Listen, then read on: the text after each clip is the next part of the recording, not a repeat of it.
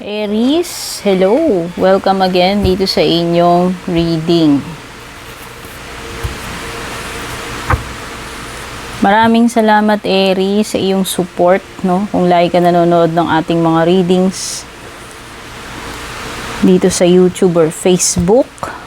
Thank you so much sa pagsubaybay sa mga subscribers. Yan, sa mga bago dito, please don't forget to subscribe, like, or follow. At shout out sa ating mga YouTube channel members, si Joanne Marie, Mildred, Juliet, Randy, and ang newest YouTube member natin na si Alejandra. Ayan. At sa ating FB subscriber na si Jamila. Personal reading services, of course, mag-message privately po kayo sa aking official Facebook page. Bigyan natin itong mga energies mo. Etong week na ito, Aries.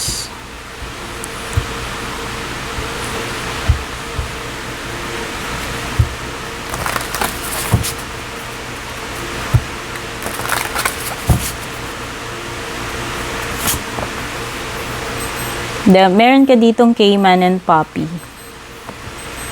Cayman and Poppy. Dreams. Okay. So, pwedeng may kinalaman ito doon sa mga, pwedeng actual na nananaginip ka, no? So, may mga eksena sa panaginip mo. Kasi sabi nila, yun yung subconscious natin. Or minsan, may mga messages from the divine na dinadaan sa dreams natin. No? So, yan, either may mga ka dito.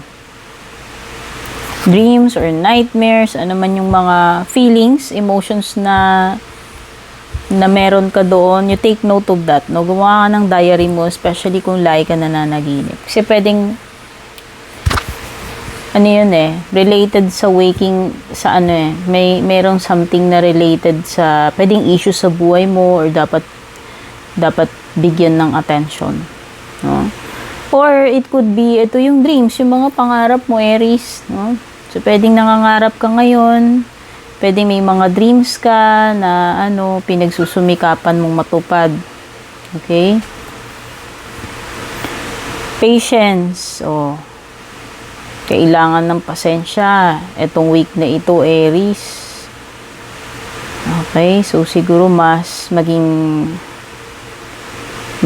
kalmado, pasensyosa tayo, no? I-avoid natin yung magigivin tayo doon sa ating emotions, no? Halimbawa, nagagalit, gano'n. So, yan. Mas kailangan mo ng patience. Baka may mga bagay na challenging or medyo matagal bago ma-accomplish, kaya siguro kailangan yung patience. Or if you are dealing with someone, no, na mas kailangan yung pag-unawa mo, yung pasensya mo, or kung meron ka mang ginagawa, no, na kailangan ng patience.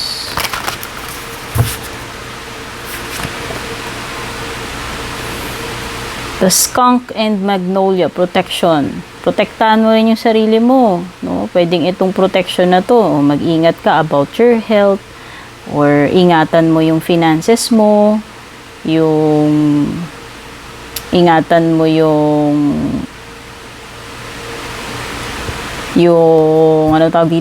ingatan mo yung family mo, ingatan mo yung mga ideas mo, maraming reason siguro na kailangan protektahan mo. Or protektahan mo yung sarili mo. Make boundaries.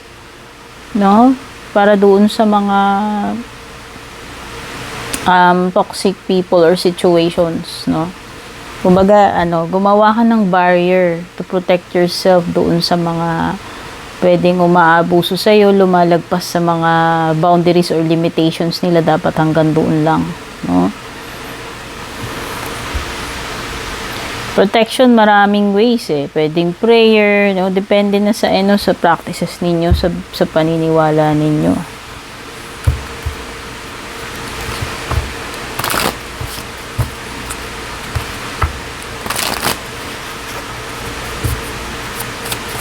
Tingnan naman natin yung love life mo, Aries.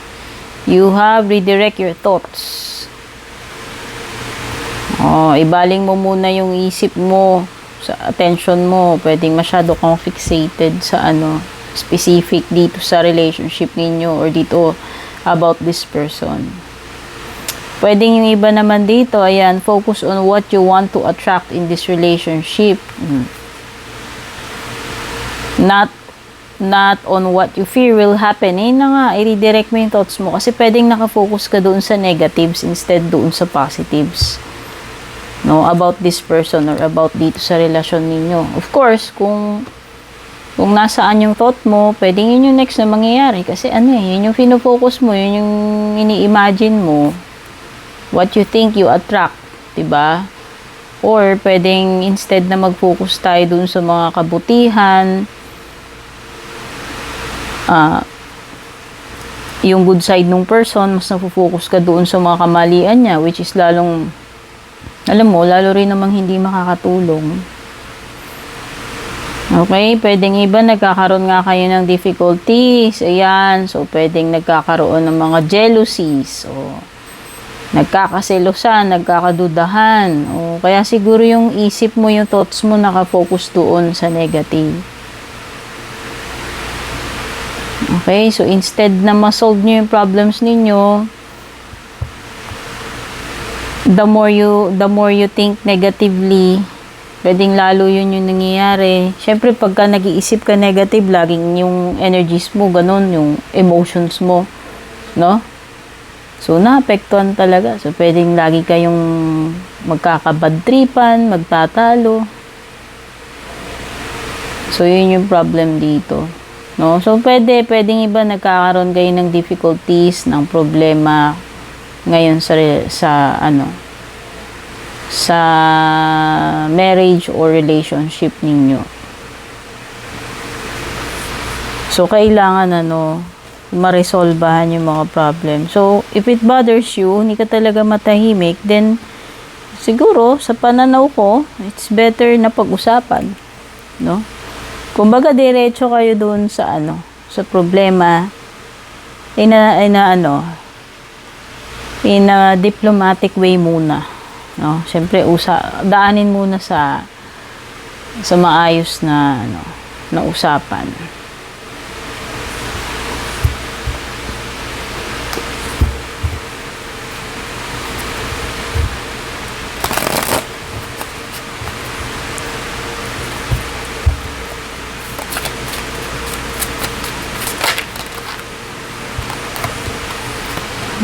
Ayan, kakaproblema nga kayo.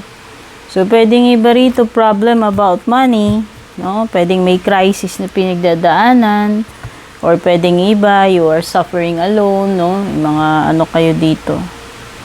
Feeling mo, abandoned ka, feeling mo ikaw lang nahihirapan dito. Or pwedeng yung iba nga, nagkakaroon ng problem sa relationship, in terms of yung mga pwedeng lumalandi yung person, no? May nangyayaring mga kabalbalan, hindi natin alam. Okay? Pwede iba problema sa pera. Hirap sa pera. Or walang, yun na nga, parang walang tumutulong sa inyo. Okay, may Leo energy. Strength talaga, kailangan patience, strength. Strength, no? Kontrolin mo yung emotions mo. Sabi ko nga, siguro mas kailangan maging pasensyosa muna tayo ngayong week na ito. Pagdating sa mga dealings with other people or kung anumang situations ito, you need strength. Inner strength, no? Paano mo i-contain yung mga emotions niya? Paano mo i-contain yung situation? Paano mo ma-overcome? No, paano mo to? Kumbaga, paano mo masabayan? No? So, yan, pwedeng iba. Ito is suppressing your anger. Kumbaga, with the strength card, you are not letting itong emotions mo to conquer you. Instead, ikaw, being able to control or to master your emotions. You also have Hierophant, so pwedeng may Taurus energy, may Leo. Siguro mas makabubuti sumunod doon sa sumunod doon sa nararapat, sa traditional way. Wala namang mawawala kung susunod tayo doon sa sa tamang daan, sa tamang sistema, Kumbaga, this is not the time to experiment o to rebel, yung magrebelde, magrevolusyonaryo o no? Siguro it won't hurt kung susunod tayo doon sa nakagawian, sa alam nating tama, sa traditions. Okay? And tingnan natin ano pa yung ibang paparating sa inyo.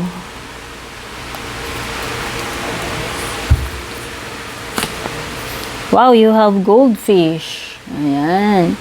Increase in material wealth. Wow, so may increase pagdating sa kadatungan. Either material or spiritual. So either, ayan Hierophant. So pwedeng nadadagdagan ka ng wisdom, na-elevate nagkakaroon ka ng spiritual growth. Either spiritual growth daw or pagdating sa material or pera, may upgrade ka dito. Etong week na ito. Meron ka ring owl.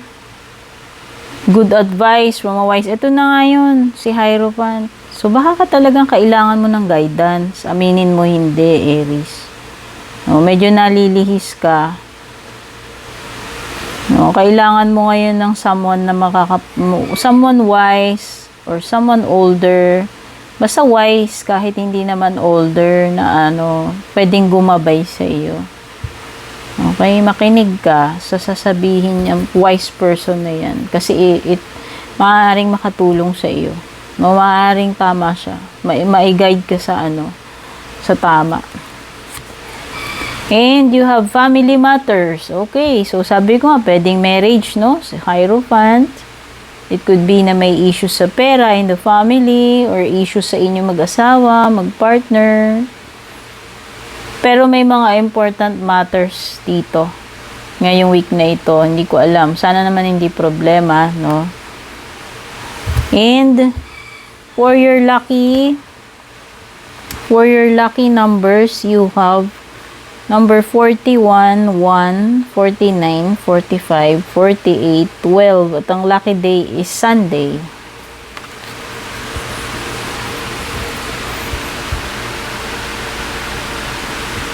Okay. So, yan yung iyong reading for this week, Aries. I hope na gustuhan mo. Don't forget to subscribe, like, follow. Take care, babush.